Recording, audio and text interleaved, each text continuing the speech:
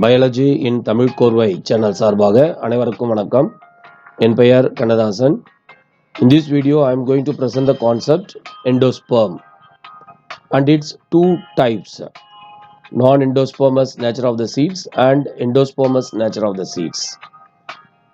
Endosperm concept is very important concept to answer many questions in a proper way, efficiently.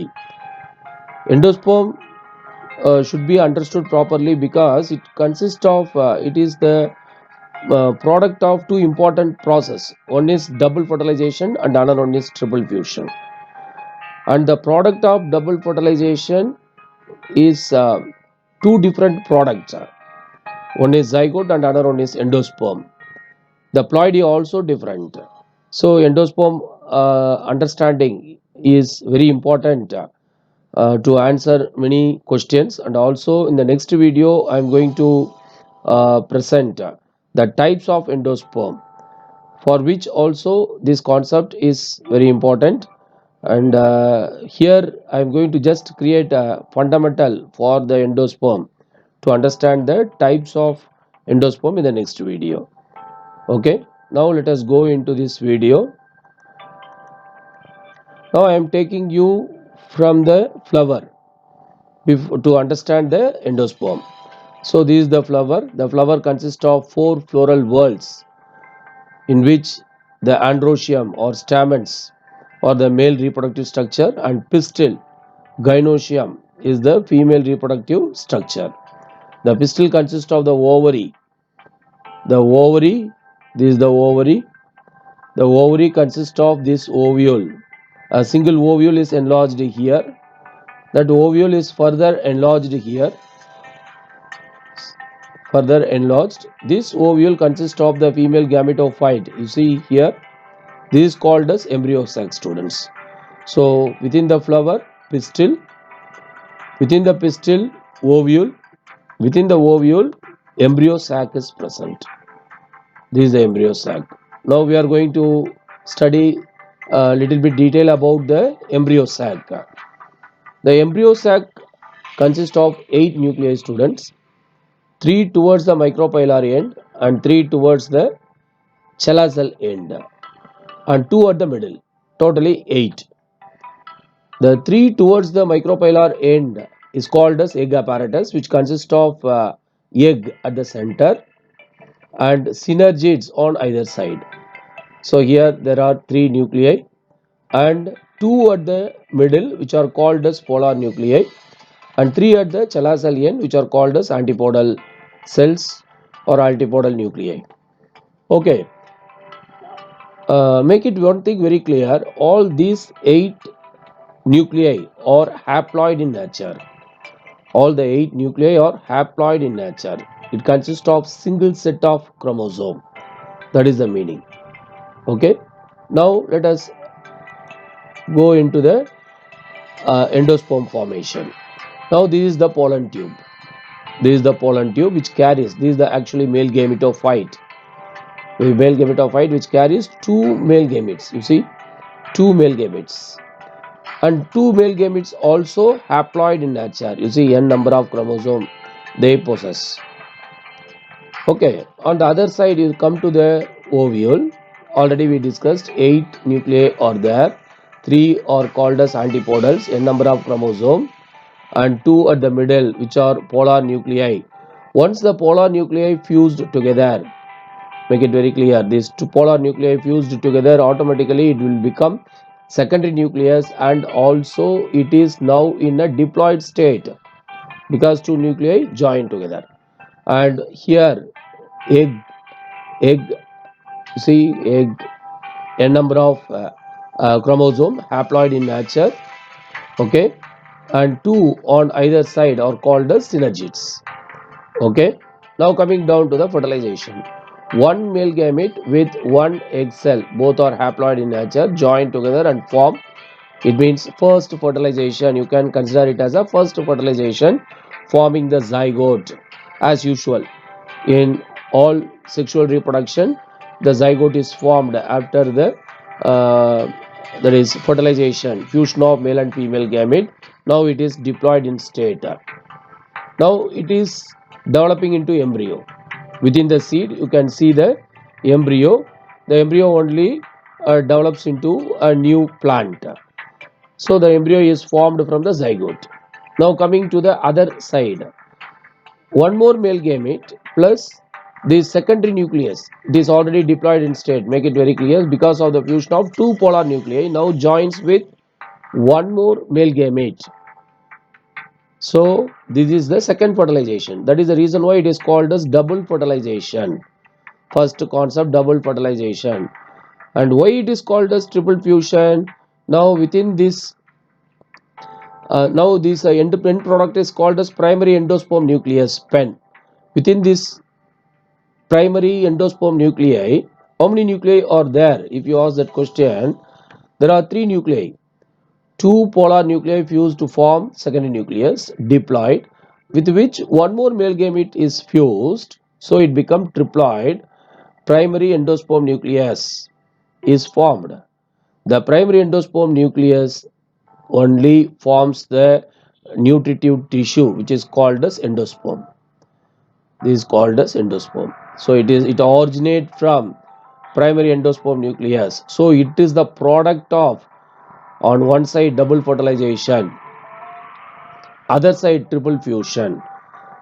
Okay, so these endosperms supply nutrients to the developing embryo. Otherwise, it supply nutrients to the germinating seed. Either way, it is possible. In some seeds, it is completely absorbed by the developing embryo.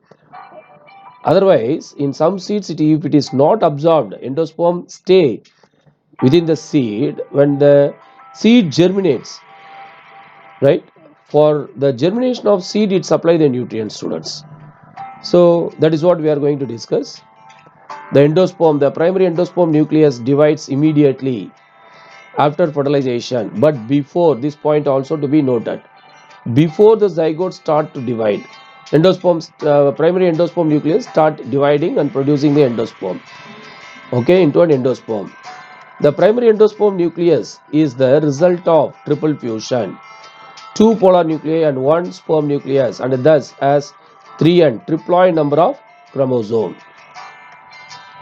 So before we are going to discuss about non-endospermous seeds and endospermous seeds, if you like this video, press the like button, share it to your friends, comment your views, subscribe our channel to receive more such videos in future. Press the bell icon also to receive the notification about our videos. Endosperm, it is a nutritive tissue, students. It is a nutritive tissue and regulatory structure that nourishes the developing embryo. Depending upon its consumption, whether it is fully consumed by the developing embryo or not. During embryonic development, two types of endosperm are recognized in angiosperms. They are non-endospermer or X-albuminous seeds. Non-endospermous or X-albuminous seeds. Second one is endospermous or albuminous seeds. Okay. Now first one is non-endospermous or X-albuminous. X-albuminous without albumin, non-endosperm without endosperm. So endosperm consists of large amount of albuminous substance. That is the way in which you can understand. The endosperm may either be completely consumed by the developing embryo or it may persist in the mature seeds. Those seeds without endosperms are called as non-endospermous. So it means it is completely consumed by the developing embryo, students.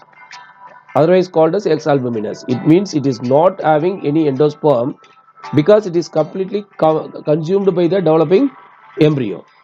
Example pea, groundnut and beans. Majority of dicots are non-endospermous. Majority of dicots are non-endospermous or X-albuminous seeds. But there are some few exceptions like castor. Castor, okay. This is one of the dicot which consists of endospermous seeds. Okay. Now this is the dicot seed, bean seed. Okay. An approximate diagram in which you can see the large cotyledon. The cotyledon now carry nutrients for the developing that is it is going to supply the nutrient for the germinating seed. When the seed germinate, it needs the nutrients, that is supplied from the cotyledon. That is supplied from the cotyledon. From where these nutrients came from? If you ask that question, it has come from the uh, endosperm, because endosperm is completely consumed. That is the reason why it is non-endospermous. And you can see the plumule and radicle and no endosperm here, only cotyledon, which consists of very large quantity of nutrients in it or reserve food material in it. Endospermous or albuminous seeds. Those seeds with endosperms are called endospermous or albuminous seeds. The endosperm in these seeds supply nutrition to the embryo during seed germination. During seed germination. Okay. So in the previous case, during the embryonic development, the endosperm is consumed. But in these seeds, during the seed germination, the endosperm is going to be consumed. That is the difference, students. Example: paddy, coconut, uh, monocots, both are monocots, and castor dicots. And here, majority of monocots are endospermic, except plants like alisma, they are non-endospermic. So in monocot also there is an exception, right? So the alisma is endospermic, sorry, non-endospermic. In dicot, castor is endospermic. Majority of the dicot are non-endospermic, whereas castor is endospermic. Majority of the monocots are endospermous or albuminous in nature, except a plant like alisma, which is non-endospermic. Okay, now let us see the paddy seeds in cross section. You can see the endosperm, very large portion of the seed occupied by the endosperm only, and you can see the red color portion, that is actually the scutellum. It is actually the poorly developed cotyledon, student. Poorly developed or rudimentary cotyledon. And here you can see the plumule and radicle. And moreover, in that is monocot seeds, that is the scutellum absorb the nutrient from the endosperm and supply it to the plumule and radicle, students. Okay, so here the endosperm is well developed, cotyledon is poorly developed. If the cotyledon is well developed, just opposite, endosperm is poorly developed or no endosperm may be present. Okay, so this is the basic of endosperm and the two types of seeds based on the endosperm: non-endospermous seeds and endospermous seeds, students. So this is the end of this video, students, and in the next video please see the types of endosperm: nuclear endosperm, cellular endosperm, and helobial endosperm. Thank you for watching. Thank you.